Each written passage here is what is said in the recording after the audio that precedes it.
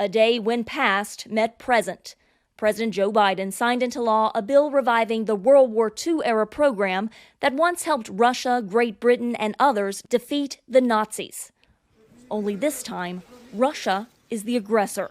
The atrocities that the Russians are engaging in are just beyond the pale.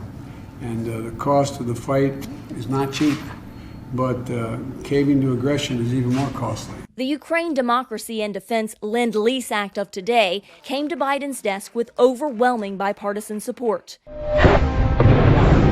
making it faster and easier to get U.S. weapons to Ukraine. So who's the American and who's the Russian? Are these? VOA met up with Alaskan Senator Dan Sullivan, a Republican who co-sponsored the bill, at a monument in Fairbanks, Alaska that honors U.S. and Russian cooperation under the Lend Lease Act passed during World War II.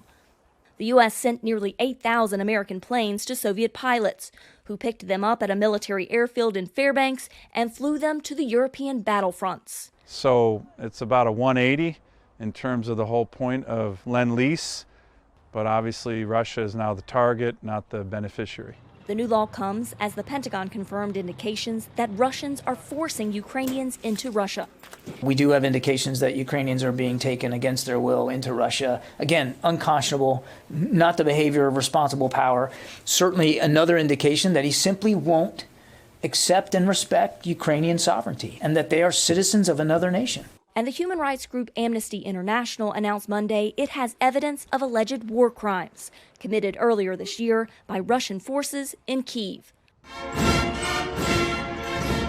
All as Russians celebrated Victory Day, the day former Soviet states commemorate the defeat of Adolf Hitler's brutal war. Russia held a parade but canceled the usual military flyovers, citing the weather. Speaking to the military, Russian President Vladimir Putin blamed Ukraine and the West for what he called an unacceptable threat. You are fighting for the motherland, for its future, so that no one forgets the lessons of World War II, so that there is no place in the world for executioners, castigators, and Nazis.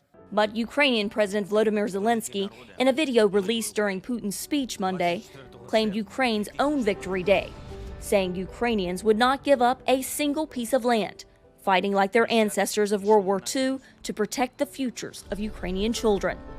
The one who is repeating the horrific crimes of Hitler's regime today, following Nazi philosophy, copying everything they did, he is doomed. The United States has so far provided Ukraine with nearly $4 billion in arms and equipment since Russia invaded on February 24th. And President Biden has asked Congress for $33 billion in additional funds for Ukraine through September. Carla Babb, VOA News.